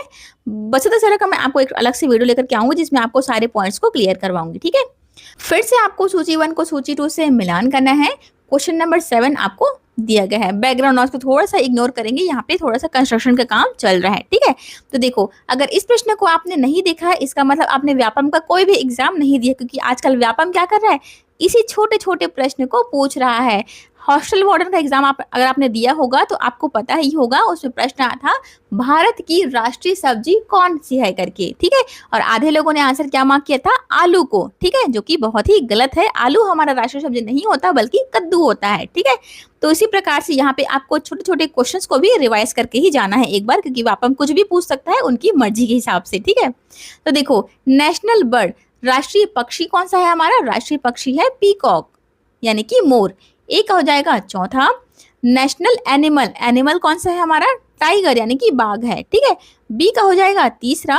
और largest river in India, Bharat की सबसे बड़ी नदी कौन सी है? सबसे बड़ी नदी कहने जाने वाली है गंगा। इसकी लंबाई कितनी है? 25 किलोमीटर। कितना है? 2525 किलोमीटर गंगा नदी की लंबाई है। ठीक है, और सबसे लार्जेस्ट स्टेट, जो कि एरिया वाइज आपको पूछ रहा है, ठीक है, यानी कि क्षेत्रफल के हिसाब से भारत का सबसे बड़ा राज्य कौन सा है ये आपको बताना है। तो सबसे बड़ा राज्य है राजस्थान। क्षेत्रफल के हिसाब से बात हो रही है ना। और यदि आपको जनसंख्या के हिसाब से पूछ दिया तो जनसंख्या के हिसाब से भारत का सबसे बड़ा राज्य है उत्तर प्रदेश। ठीक है, तो इसको भी आपको याद रखना है। देखो, हमारा आंसर कौन सा बन गया? नेशनल बर्ड था 4, 1 यानी कि 1 का था 4। नेशनल एनिमल था हमारा टाइगर, यानी कि बी का है तीसरा, सी का है दूसरा और डी का था पहला। 4 3 2 1 इस प्रकार का ऑप्शन कहाँ पे दिया है? ऑप्शन नंबर डी में। ठीक है, तो बहुत ही छोटा यहाँ प्रश्न है, लेकिन व्यापम कुछ भी पूछ सकते हैं, इसलिए आपको सारे प्रश्न के लिए रेडी रहना है और एक बार इस प्रकार के प्रश्नों को रिवाइज करके भी चल दीजिएगा, क्योंकि जब क्वेश्चन आते हैं ना तो बहुत ही कंफ्यूजन क्रिएट हो जाता है फिर। देखो, ये बहुत ही इजी प्रश्न है ये वाला भी। कृत्रिम का विलोम शब्द आपको बताना है। कृत्रिम का मतलब क्या होता है? मनुष्य द्वारा बनाया हुआ। तो प्राकृतिक, इसका विलोम शब्द क्या हो जाएगा? प्राकृतिक, यानी कि जो प्रकृति द्वारा बनाया होता है उसी को प्राकृतिक कहते हैं। ठीक है, आकाश का पर्यायवाची शब्द क्या होगा ये आपको बताना है। तो आकाश का पर्यायवाची क्या होता है? गगन। गगन, आकाश, चुंबी, नभ, ये होते हैं सारे आकाश के पर्यायवाची शब्द। पृथ्वी का पर्यायवाची शब्द क्या होता है? पृथ्वी का होता है धरा, धरती, वसुंधरा, माता, धरणी। ठीक है, सारे पृथ्वी के पर्यायवाची शब्द है। पवन, हवा, अनिल, वारी, वारिद, ये सारे होते हैं पवन के पर्यायवाची शब्द। और जल के पर्यायवाची शब्द कौन से होते हैं? नीर, पानी, अमृत भी बोलते हैं इसी को। ठीक है, तो सारे शब्दों को आपको याद रखना है, बहुत ही इंपॉर्टेंट है ये सारे शब्द। क्वेश्चन नंबर 10 आपको दिया है, फिर से कूट वाले प्रश्न आ गए आपको यहाँ पे। ये प्रश्न भी अच्छा ट्रिकी प्रश्न आपको दिया है, छोटा सा है लेकिन ट्रिकी प्रश्न है। देखो, ए में आपको संज्ञा, सर्वनाम, विशेषण इस प्रकार से आपको दिए गए हैं। सेंटेंस आपको दिया गया है वह अच्छा गाता है में क्रम क्या होगा ये आपको बताना है। मतलब ये जो सेंटेंस आपको दिया गया है ना, वह अच्छा गाता है, इसमें से आपको संज्ञा, सर्वनाम, विशेषण सभी को चुनना है और क्रम से जमाना है कि इस प्रकार से क्रम में आएंगे। तो चलिए जमाते हैं फिर। देखो, वह क्या है आपका? वह आपका संज्ञा है कि सर्वनाम है? वह आपका किसी का नाम नहीं है और किसी का नाम नहीं है, किसी के नाम के बदले में आया हुआ शब्द है, इसलिए क्या है? सर्वनाम है। ठीक है, ध्यान देंगे, संज्ञा नहीं है या सर्वनाम है। तो यहाँ पे सर्वनाम है। अच्छा क्या है? अच्छा आपका क्रिया विशेषण है, क्योंकि यहाँ क्रिया जो हमारी दी गई, यानी कि गाना, गाना क्या है? हमारे क्रिया है और क्रिया की विशेषता बता रहा है कौन सा शब्द? अच्छा, इसलिए अच्छा क्या है? क्रिया विशेषण है। ठीक है, तो हमारा क्रम कैसे बन जाएगा? हमारा क्रम बनेगा, देखो, सर्वनाम हमारा कौन से क्रम में दिया है? बी में दिया है, तो हमने बी लिख दिया। अच्छा यहाँ पे कौन से में दिया है? डी में दिया है, तो हमने यहाँ पे डी लिख दिया। गाता है, गाना है, कौन सी क्रिया है? सी में दिया है, इसलिए हमारा क्रम बन गया बी डी सी। समझ में आ गया किस प्रकार से सॉल्व किया इसको? एक बार फटाक से फिर से आपको समझा रही हूँ। वह हमारा सर्वनाम है, इसलिए सर्वनाम जो है बी में दिया है तो हमने बी लिख दिया। अच्छा, अच्छा क्या है हमारा क्रिया विशेषण, क्योंकि यह क्रिया की विशेषता बता रहा है, इसलिए अच्छा हमारा विशेषण है। और विशेषण दिया हमको डी में दिया है। गाता है, गाना है, क्या है हमारा क्रिया है, क्योंकि यहाँ कार्य की अवस्था को प्रदर्शित कर रहा है, तो ये क्या हो जाएगा, सी में दिया है हमको क्रिया, तो बी डी सी हमारा ऑप्शन बन के रेडी हो गया। इस प्रकार का क्रम दिया है ऑप्शन नंबर डी में। क्लियर है। इस प्रकार के छोटे छोटे जो प्रश्न होते हैं, बहुत ही आजकल व्यापम पूछ रहा है थोड़ा सा ट्रिकी प्रश्न को। कथन कारण वाले प्रश्न अब आपको दिए हैं। कथन आपको दिया गया है, वह पढ़ रहा है, यह वर्तमान काल का उदाहरण है, बोल रहा है, तो क्या यह सही है क्या, बिल्कुल सही है, क्योंकि यहाँ पे है दिया है और जितने भी है वाले शब्द हैं वह किस में आएंगे, या वर्तमान काल में आएंगे। पहचानने का तरीका ही हमारे यहाँ होता है कि है हो, रहा है, रही हो, ता है, ती हो, यह क्या होता है, वर्तमान काल में होता है। और था है, थी है, यह किस में आता है, था, थे, थी भूतकाल में आता है। होगा, होगी, होगी, यह किस में आता है, भविष्य काल में आता है। तो कथन हमारा बिल्कुल सही है। कारण आपको दिया गया है, रहा है जो है वर्तमान अपूर्ण काल को दर्शाता है। वर्तमान काल के भी तीन भेद होते हैं, सामान्य, अपूर्ण और पूर्ण वर्तमान काल। ठीक है, तो ये अपूर्ण वर्तमान काल को दर्शा रहा है, क्योंकि वहां पढ़ रहा है, पढ़ रहा है यानी कि क्रिया जो है अभी भी जारी है, क्रिया जो है क्या है, अपूर्ण है, इसलिए यह क्या है, अपूर्ण वर्तमान काल का उदाहरण है। तो यह कारण जो है हमारा बिल्कुल सही है और कथन कारण दोनों सही है, यानी कि आर जो है ए का सही सही व्याख्या करें। ऑप्शन नंबर ए हमारा इस प्रश्न का राइट आंसर है। क्लियर है। निम्न को तार्किक क्रम में रखे, यहाँ पे आपको ये वाला भी व्यापम का फेवरेट प्रश्न है। ठीक है, फल दिया है, बीज दिया है, पेड़ पौधा, तो इसमें से क्रम क्या होगा, यानी कि कौन सा पहले आया है, ये आपको जमाना है। तो चलिए जमाते हैं फिर। सबसे पहले क्या आया होगा, सबसे पहले बीज रहेगा। ठीक है, सबसे पहले बीज रहेगा, बीज को हम बोएंगे, बोने के बाद क्या होगा, पेड़ बनेगा कि पौधा बनेगा। देखो सबसे पहले वह पौधा बनेगा। पौधा क्या होता है, पेड़ के छोटे रूप को, यानी कि जो नया नया उगदा है ना, उसी को पौधा बोलते हैं। और पौधा ही बड़ा होकर के पेड़ बनेगा, तो यह हो जाएगा 2 4 3, और सबसे लास्ट में पेड़ बनने के बाद में उसमें फल आएगा। सिंपल, 2 4 3 1, इस प्रकार का ऑप्शन दिया है ऑप्शन नंबर ए में। ठीक है, आपको यहाँ पे देखना, थर्ड नंबर वाले ऑप्शंस को देखो, 2 3 4 1, यानी कि पेड़ को पहले लिखा गया है। यहाँ पे आपको कंफ्यूज करने के लिए दोनों ऑप्शंस को दिया गया है। ठीक है, 2 4 1 3 हमारा आंसर है, और 2 3 4 1 वाला यहाँ पे ऑप्शन भी दिया गया है। क्यों दिया गया है, क्योंकि कई लोग क्या समझते हैं, पेड़ को पहले समझते हैं, बल्कि पेड़ के पहले क्या आता है, पेड़ के पहले पौधा आता है, यानी कि छोटे रूप को पौधा कहते हैं। ठीक है, तो ये आपको बहुत ही बेसिक चीज है, लेकिन आपको कंफ्यूजन क्रिएट कर सकता है। अगला प्रश्न है, राजमार्ग में कौन सा समास है, ये आपको बताना है। राज का अर्थ होता है राजा और मार्ग का अर्थ होता है मार्ग, यानी कि रास्ता। ठीक है, तो राजा का मार्ग, यानी कि राजा के चलने के स्थान को क्या बोलेंगे, राजमार्ग बोलेंगे। तो राजमार्ग में कौन सा समास है, तत्पुरुष समास। और कौन सा तत्पुरुष है, तो संबंध तत्पुरुष है। ठीक है, यहाँ भी बहुत पूछता है, तत्पुरुष में भी संबंध तत्पुरुष का यह उदाहरण है। कर्ता ने कर्म को करण से के द्वारा संप्रदान को के लिए अपादान से संबंध का के की होता है। ठीक है, इसलिए आपको ध्यान रखना है। इनको वर्णमाला क्रम में लगाइए। आपको ये हिंदी वर्णमाला के कुछ कुछ अक्षर दिए गए हैं, इनको आपको क्रम से जमाना है, जिस प्रकार से ये वर्णमाला में ये आते हैं, क ख ग घ घ, इस प्रकार से आपने पढ़ाई ही होगा, तो इसको जमाना है आपको। अब इस प्रश्न को आप लोग इजी करके छोड़ करके जाने की गलती बिल्कुल भी मत कीजिएगा, क्योंकि यह व्यापम का पूछा हुआ प्रश्न है। ठीक है, इजी भले लग रहा होगा अगर आपको आंसर आता होगा तो, बट यह व्यापम का पूछा हुआ प्रश्न है। ठीक है, तो देखो सबसे पहले वर्णमाला में क्या आता है, सबसे पहले क आता है, क के बाद में क्या आ जाता है, क के बाद में छ त्र ज्ञ होता है, छ त्र ज्ञ, ये हमारा क्रम होता है। ठीक है, तो सबसे पहले क आएगा, यानी कि दूसरा नंबर हमारा पहले आ जाएगा, 2 मैंने यहाँ पे लिख लिया। उसके बाद में छ आएगा, यानी कि हमने पहले को यहाँ पे दूसरे नंबर में लिख लिया। उसके बाद में आएगा त्र, यानी कि चौथा नंबर तीसरे नंबर में आएगा। उसके बाद में ज्ञ। मैं बार बार बोल रही हूँ आपको, यहाँ पे क्रम को आपको लिखते समय बिल्कुल भी गलती नहीं करना है, आपको आंसर पता होते हुए भी यहाँ पे वरना मिस्टेक हो जाएगा। ठीक है, तो हमारा क्रम था पहले क, तो हमने 2 को पहले लिख लिया, फिर छ त्र ज्ञ हमारा ये सीरीज होता है। ठीक है, वर्णमाला के हिसाब से, तो छ यहाँ पे था, यानी कि पहले नंबर में, इसलिए हमने यहाँ पे पहले नंबर को रख लिया। उसके बाद में आता है त्र, फिर आता है ज्ञ। ठीक है, तो 2 1 4 3 इस प्रकार का हमारा यहाँ पे क्रम बन गया। तो हमारा ऑप्शन कौन सा हो जाएगा, 2 1 4 3, ऑप्शन नंबर ए इस प्रश्न का राइट आंसर है। क्लियर हो गया।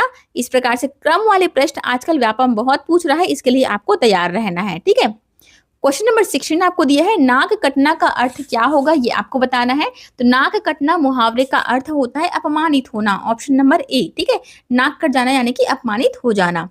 निम्न में से कौन सा वाक्य जो है अशुद्ध है, ये आपको पहचानना है। अशुद्ध दिया है, तो देखो, वह खाना खा चुका है, पहले में दिया है वह खाना खा चुका है, तो यहाँ तो बिल्कुल सही है क्योंकि चुका है, चुकी है के साथ में यहाँ पे सिंपल सेंटेंस प्रयोग हुआ है।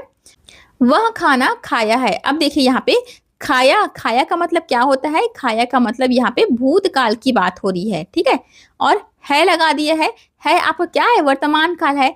तो भूतकाल और वर्तमान काल को हम एक ही सेंटेंस में प्रयोग कर सकते हैं क्या? नहीं कर सकते, इसलिए यही सेंटेंस हमारा अशुद्ध यानी कि गलत है, ठीक है। तीसरे को भी चेक करके बता देती हूँ आपको एक बार। वह खाना खा रहा है, यह अपूर्ण वर्तमान काल का उदाहरण है, तो यह तो बिल्कुल सही है। और चौथे में दिया है वह खाना खाएगा, यह सामान्य भविष्य काल का उदाहरण है, वह खाना खाएगा बिल्कुल सही है। हमारा आंसर कौन सा हो जाएगा? ऑप्शन नंबर बी, क्योंकि यहाँ पे भूतकाल और वर्तमान काल दोनों के दोनों साथ में प्रयोग हुआ है, जो कि बिल्कुल अशुद्ध है, ठीक है। क्वेश्चन नंबर 18 आपको दिया है, यहाँ पे आपको सूची 1 को सूची 2 से मिलान करना है। ऑप्शंस आपको इस प्रकार से नीचे दिए गए हैं, ठीक है। तो देखो, पहले में दिया है तत्पुरुष समास। तत्पुरुष समास इनमें से कौन सा है? तत्पुरुष समास है ऑप्शन नंबर सी, यानी कि राजकुमार जो है हमारा तत्पुरुष समास का उदाहरण है। राजा का पुत्र, फिर से यहाँ पे संबंध तत्पुरुष को दर्शा रहा है, क्लियर है। सेकंड में आपको दिया है द्वंद्व समास। ये मैंने आपको बार बार चिल्ला चिल्ला करके बताया है कि द्वंद्व समास को पहचानने का तरीका क्या होता है। ये वाला आपको साइन देखना, ठीक है। जैसे कि आपको माता पिता में बीच में साइन दिख रहा है, उसी प्रकार से भाई बहन होता है, भाई बहन, ठीक है। ये भाई बहन लिखा है वो गलत है। क्यों गलत है? क्योंकि जब तक हम इसमें साइन नहीं लगाएंगे, ये बीच का साइन इसको योजक चिन्ह बोलते हैं, ठीक है, तब तक यह गलत माना जाएगा। भाई बहन हो गया, गुरु शिष्य हो गया, इस प्रकार से जिसमें दोनों के दोनों शब्द समान होते हैं वहां पे द्वंद्व समास होता है, ठीक है। तो दूसरे का हो जाएगा पहला, ये हो गया। तीसरे में दिया है आपको कर्मधारय समास। कर्मधारय समास कौन सा है? ऑप्शन नंबर बी, यानी कि तीसरे का हो जाएगा बी, नील कमल, नीला है कमल जिसका। और चौथा है बहुव्रीहि समास। बहुव्रीहि समास क्या होता है? जब भी दो शब्द मिल करके किसी तीसरे अर्थ को प्रकट करते हैं वहां पे बहुव्रीहि समास होता है। जैसे कि यहाँ पे दिया गया है चतुर्भुज। चतुर्भुज चार भुजाओं वाला, चार भुजाओं वाला कौन होता है? ये हमारे विष्णु जी होते हैं, ठीक है। तो चौथे का हो जाएगा डी। तो सी गलत लिख दिया मैंने, CABD, इस प्रकार का ऑप्शन कहाँ पे दिया है? CABD, इस प्रकार का ऑप्शन दिया है ऑप्शन नंबर ए में, ठीक है। यहाँ पे आप देखेंगे CABD। अगला प्रश्न देखते हैं फिर, क्वेश्चन नंबर 19। कथन कारण वाले प्रश्न आपको फिर से दिए हैं। कथन आपको दिया गया है राम ने फल खाया। वाक्य में ने जो है वह कर्ता कारक का चिन्ह है, यह आपको बोल रहा है। तो ये तो मैंने आपको स्टार्टिंग प्रश्न में ही बता दिया था। ने क्या होता है? कर्ता कारक होता है, यानी कि जो कर्ता क्रिया कराने के लिए प्रयोग होता है उसी को कर्ता कारक कहते हैं, ठीक है। तो यहाँ पे राम क्या है? राम हमारा क्रिया कर रहा है, यही क्या है? हमारा कर्ता है, और इसी के लिए कौन सी चीज प्रयोग हुआ है? ने का प्रयोग हुआ है। तो यहाँ बिल्कुल करेक्ट दिया गया है, ठीक है। कारण आपको दिया गया है ने का प्रयोग केवल भूतकाल में सकर्मक क्रियाओं के साथ होता है। तो क्या यह सही है? क्या इस डिटेल में एक्सप्लेन कर दिया है, ठीक है। ने का प्रयोग कब करते हैं हम लोग? भूतकाल में करते हैं, ना कि वर्तमान काल में और ना ही भविष्य काल में। तो दोनों के दोनों हमारा सही है, लेकिन आप ध्यान से देखेंगे तो इसका प्रॉपर आंसर यह बता रहा है क्या? नहीं बता रहा है। मतलब दोनों कथन सही तो है, पर कारण जो है वो कथन का सही सही व्याख्या नहीं कर रहा है, ठीक है। ऑप्शन नंबर बी इस प्रश्न का राइट आंसर हो जाएगा। नेक्स्ट प्रश्न है, निम्न वाक्य में त्रुटि आपको बताना है। वाक्य दिया गया है मुझे कुछ भी नहीं चाहिए, इस वाक्य में त्रुटि जो है किस पार्ट में है ये बताना है आपको।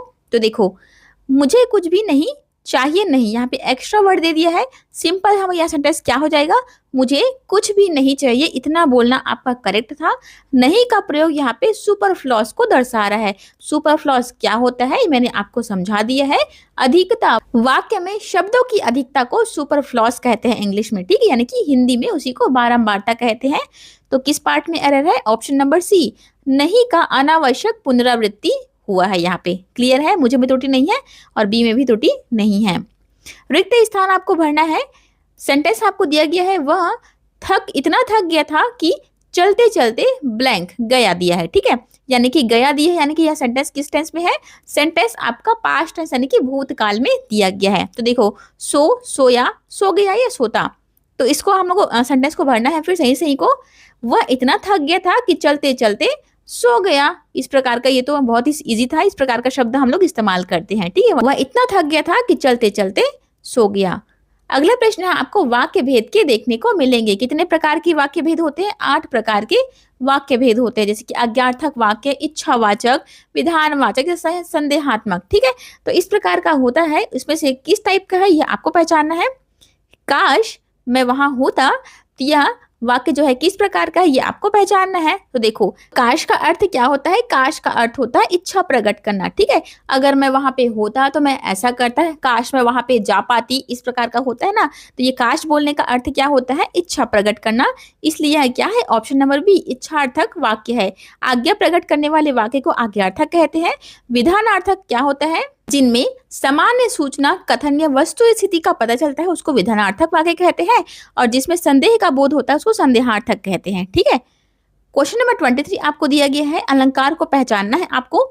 चंदन सा बदन चंचल चितवन में कौन सा अलंकार है, ये आपको पहचानना है। तो इसमें उपमा अलंकार है। उपमा अलंकार क्यों है?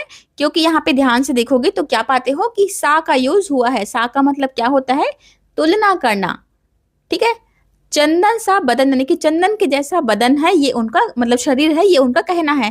तो तुलना किस चीज से कर रहे हैं हम लोग? चंदन से तुलना कर रहे हैं शरीर की। तो यहाँ पे तुलना शब्द तुलना का प्रयोग हो रहा है, और तुलना के लिए हम लोग उपमा अलंकार का प्रयोग करते हैं। ठीक है, क्वेश्चन नंबर 24 आपको दिया है। विलोम शब्द दिए गए हैं। उदास का विलोम शब्द क्या होगा, ये आपको पहचानना है। तो बहुत ही इजी है। उदास का विलोम क्या हो जाएगा? प्रसन्न होना। उदास का अर्थ होता है दुखी होना, तो उसका विपरीत क्या हो जाएगा? प्रसन्न होना। क्रोधित नहीं होगा और दुखी भी नहीं होगा। दुखी तो आपका समानार्थी में आ जाएगा। कथन कारण वाले प्रश्न आपको दिए हैं। वीपीएन सुरक्षित इंटरनेट कनेक्शन जो है प्रदान करता है, बोल रहा है। तो क्या यह कथन सही है क्या? देखो, वीपीएन का फुल फॉर्म क्या होता है? वर्चुअल प्राइवेट नेटवर्क, जो कि हमको बाहरी वातावरण से, बाहरी इंटरनेट कनेक्शन से या बाहरी वायरस से आप कह सकते हैं हमको सुरक्षा प्रदान करता है। ठीक है, इसीलिए हम लोग अपने घरों में प्राइवेट नेटवर्क का यूज करते हैं। ठीक है, तो ये है हमारा बिल्कुल सही है। कारण आपको दिया गया है। वीपीएन पब्लिक नेटवर्क पर प्राइवेट कम्युनिकेशन को एनक्रिप्ट करता है। जैसे कि मैंने अभी आपको बता दिया, इसका फुल फॉर्म ही वही होता है, वर्चुअल प्राइवेट नेटवर्क, जो कि आपको बाहरी वातावरण से, बाहरी नेटवर्क हमारे कंप्यूटर या मोबाइल को सुरक्षा प्रदान करता है। तो बिल्कुल यह कथन कारण दोनों के दोनों सही है, और कारण जो है वह कथन का सही सही व्याख्या कर रहा है। ठीक है, चलिए, बहुत ही इजी और व्यापम का फेवरेट प्रश्न में से यह एक है। ठीक है, बहुत ही बार बार इस प्रश्न को व्यापम रिपीट करता है। तो www का फुल फॉर्म क्या होगा, ये आपको बताना है। तो इसका पूरा नाम होता है world wide web. Option number A इस प्रश्न का राइट आंसर है। ठीक है, देखो ऑप्शंस को आपको अच्छे से देखना, क्योंकि यहाँ पे सभी वर्ड्स आपको सेम सेम दिख रहे होंगे। ठीक है, तो वर्ल्ड वाइड वेब इस प्रश्न का राइट आंसर है। हिंदी में भी यहाँ पे कभी कभी लिखा होता है वर्ल्ड वाइड वेब करके, तो आपको अच्छे से ऑप्शंस को देख लेना है। बहुत ही रिपीट करता है इस प्रश्न को। कथन कारण वाले प्रश्न है क्वेश्चन नंबर 28। कथन आपको दिया गया है। फायरवॉल नेटवर्क सुरक्षा के लिए उपयोग किया जाता है। तो यह बिल्कुल सही। देखो, आसान भाषा में अगर आप समझना चाहें तो कैसे समझ सकते हैं? वॉल का अर्थ क्या होता है? वॉल का अर्थ होता है दीवार। ठीक है, और फायर का अर्थ क्या होता है? आग। तो आग से सुरक्षा देने वाले दीवार को हम क्या कहेंगे? फायरवॉल कहेंगे। सिंपल भाषा में ऐसा नहीं होता है, मैं आपको समझाने के लिए बता रही हूँ। तो फायरवॉल क्या होता है? ये नेटवर्क सुरक्षा के लिए उपयोग होता है, यानी कि हमको प्राइवेसी देने के लिए। कारण आपको दिया गया है। फायरवॉल मालवेयर को डिटेक्ट करने के लिए एंटीवायरस सॉफ्टवेयर की तरह काम करता है। तो यह कथन भी हमारा बिल्कुल सही दिया है, क्योंकि फायरवॉल क्या करता है? मालवेयर को डिटेक्ट करता है और उसके बाद में एंटीवायरस सॉफ्टवेयर की तरह काम करता है।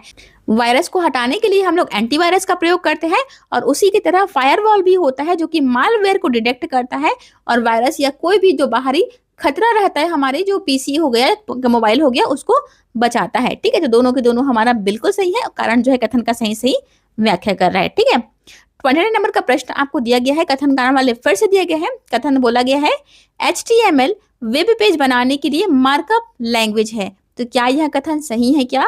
बिल्कुल सही है। क्यों सही है? क्योंकि HTML का फुल फॉर्म क्या होता है? Hyper text markup language. इसका नाम ही होता है हाइपर टेक्स्ट मार्कअप लैंग्वेज। इसलिए यह क्या है? वेब पेज बनाने के लिए मार्कअप लैंग्वेज है। ठीक है, इसलिए मैं आपको बार बार बोलती हूँ, कंप्यूटर की फुल फॉर्म सीखना आपके लिए बहुत ही जरूरी है। इससे आपके बहुत सारे प्रश्न जो है बन जाते हैं। ठीक है, कारण आपको दिया गया है। HTML डेटा को स्टोर करने के लिए डेटाबेस की तरह काम करता है।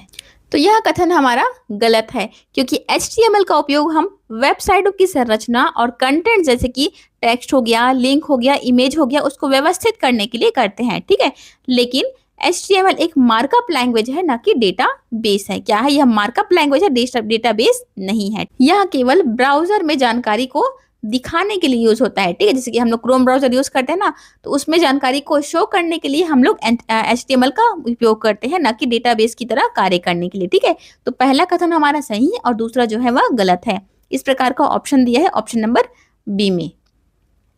अगला प्रश्न आपको दिया है, निम्न में से कौन सा वाक्य शुद्ध है, ये आपको पहचानना है।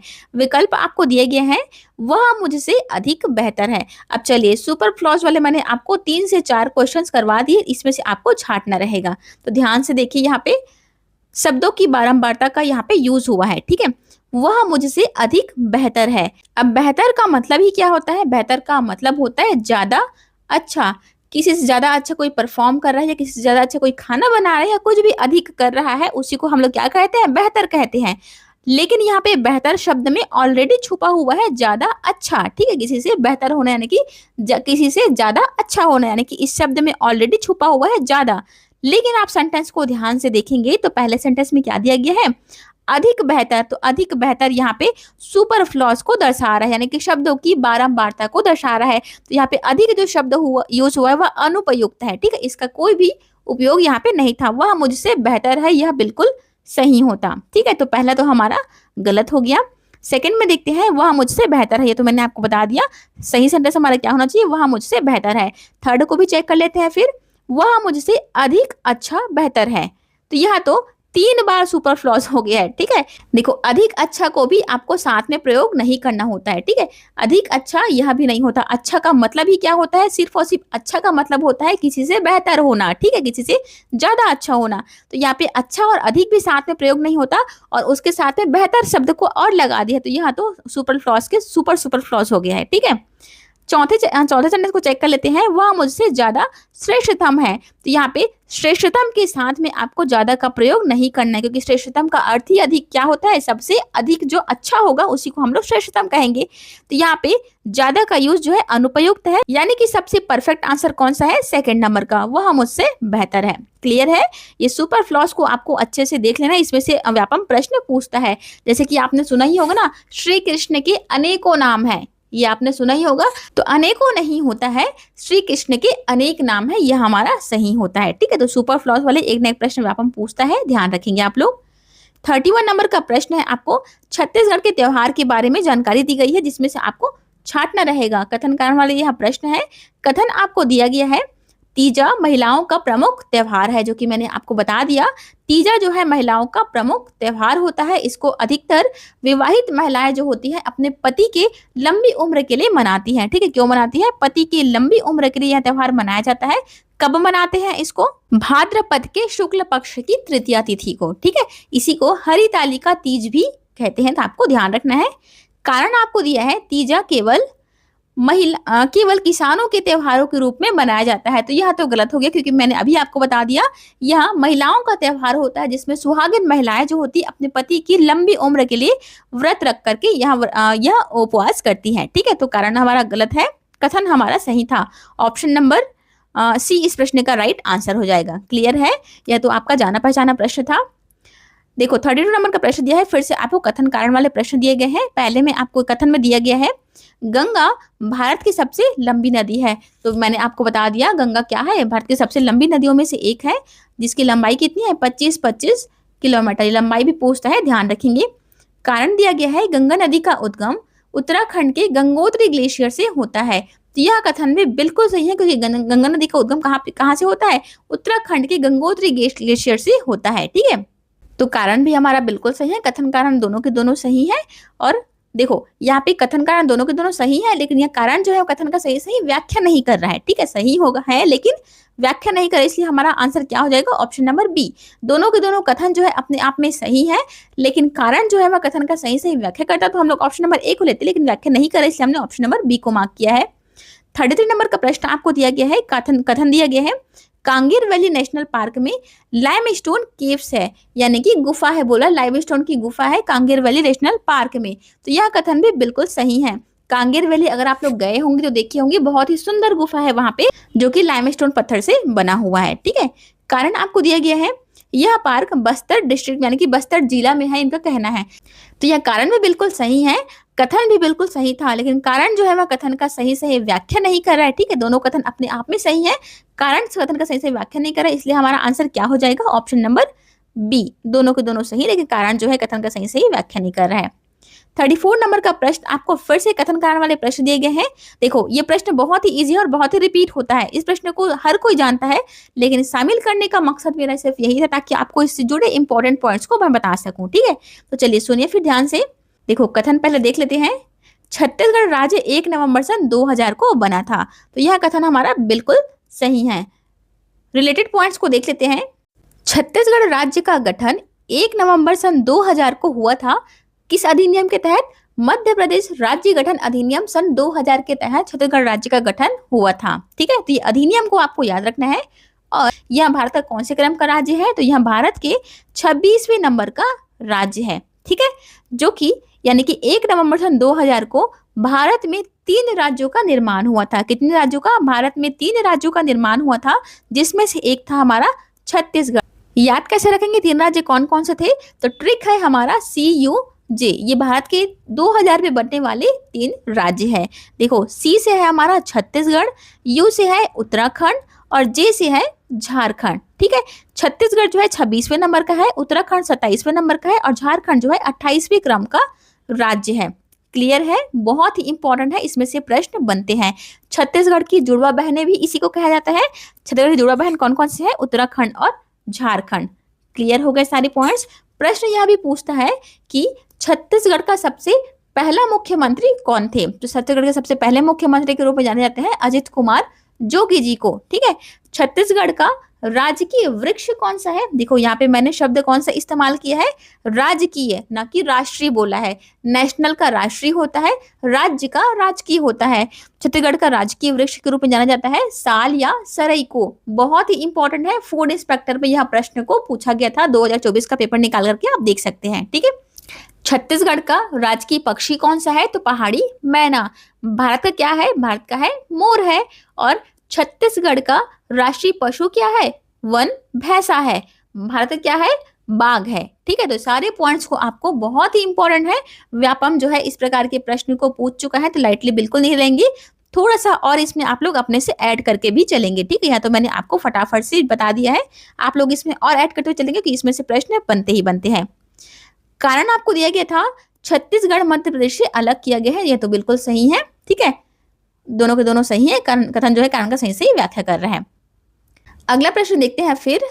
कथन आपको दिया गया है बसंत दशहरा जो है 75 दिन चलने वाला त्योहार है बोल रहा है, तो बिल्कुल यह 75 दिन तक मनाया जाता है। ठीक है, इससे रिलेटेड भी कुछ पॉइंट्स सुन लो। यह 75 दिन तक चलने वाला त्योहार होता है, जिसमें काछिन गादी का त्योहार जो होता है, काछिन गादी सबसे प्रथम होता है। ठीक है, यह दशहरा जो होता है वह 75 दिन तक चलता है, लेकिन इसमें पाठ यात्रा जो होता है यह 60 दिन तक चलता है। कितने दिन तक, पाठ यात्रा जो है वह 60 दिन तक चलने वाला त्योहार है, जबकि बसंत दशहरा जो होता है वह 75 दिन तक चलता है। क्लियर है।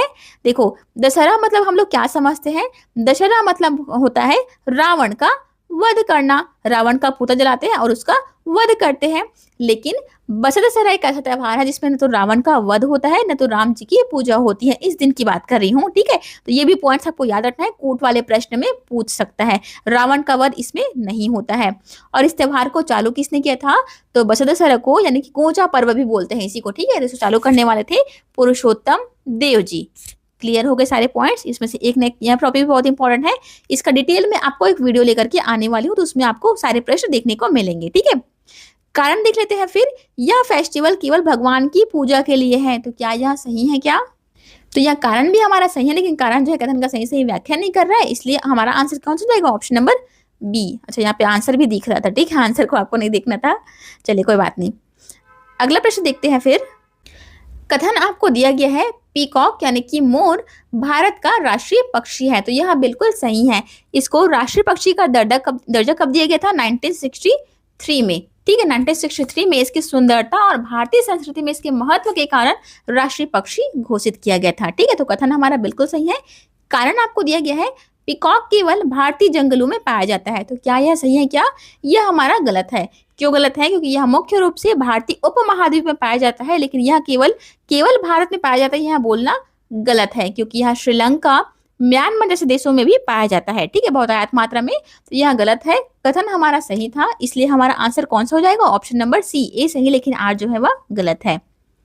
अगला प्रश्न दिया गया है आपको, राम और श्याम पढ़ते हैं में कौन सा समास संकेतित है, ये आपको बताना है। ठीक है, अब देखो यहाँ पे डायरेक्टली आपको प्रश्न नहीं पूछा है, समास विग्रह और कर दिया है, उसमें और एक्स्ट्रा शब्द करके आपको पूछा गया है। तो राम और श्याम पढ़ते हैं में कौन सा समास है? राम और श्याम, जैसे कि हमने देखा था माता और पिता, माता पिता यहाँ पे लिखा है, इसका मतलब क्या होता है? माता और पिता। भाई और बहन, भाई बहन को कैसे लिखते हैं? भाई और बहन, इसका मतलब क्या होता है? भाई और बहन होता है। और यह कौन सा समास का उदाहरण होता है? तो यह द्वंद्व समास का उदाहरण होता है, यानी कि ऑप्शन नंबर ए इस प्रश्न का राइट आंसर, यानी कि इस सेंटेंस जो हमको दिया गया है उसमें द्वंद्व समास का यूज हुआ है। क्लियर है? तो समास के भी आपको थोड़े से एडवांस लेवल के प्रश्न देख लेना है आपको एक बार। 37 नंबर का प्रश्न है, निम्न में से तत्सम शब्द कौन सा है, ये आपको पहचानना है। तत्सम शब्द जो कि संस्कृत भाषा के मूल शब्द होते हैं उसको तत्सम शब्द कहते हैं। तो देखो, दूध, दूध आपका क्या है? दूध आपका तद्भव शब्द है, जिसका तत्सम क्या होता है? तत्सम होता है दुग्ध। ठीक है। आंख, आंख जो है तद्भव शब्द है, इसका तत्सम क्या होता है? अक्षी होता है। और नयन, नयन क्या है आपका? नयन जो है तत्सम शब्द है, इसका तद्भव क्या होता है? तद्भव होता है नयन। ठीक है, तो यही हमारा करेक्ट आंसर है। हाथ भी आपका तद्भव शब्द है, इसका तत्सम क्या होता है? हस्त होता है। ठीक है, तो आपको ध्यान से लगाना रहेगा तत्सम तद्भव शब्द को। अगला प्रश्न देखते हैं, और आज का लास्ट प्रश्न है यह, जिसका कोई शत्रु ना हो उसको, उसके लिए एक शब्द कौन सा है ये आपको बताना है। तो जिसका कोई शत्रु नहीं होता उसको क्या कहते हैं? अजात शत्रु कहते हैं, यानी कि ऑप्शन नंबर ए। मित्रवत, तो यहाँ पे फ्रेंडली हो सकता है, शांतचित्त यानी कि शांत रहने वाला, दयालु यानी कि आपको पता ही है। ठीक है, तो इस प्रकार से आपकी कितने प्रश्न मैंने काउंट तो नहीं किए, लेकिन बहुत सारे हो गए हैं। और आपको क्वेश्चन जो है हेल्पफुल लगा हो तो लाइक करके शेयर करना बिल्कुल भी नहीं भूलेंगे।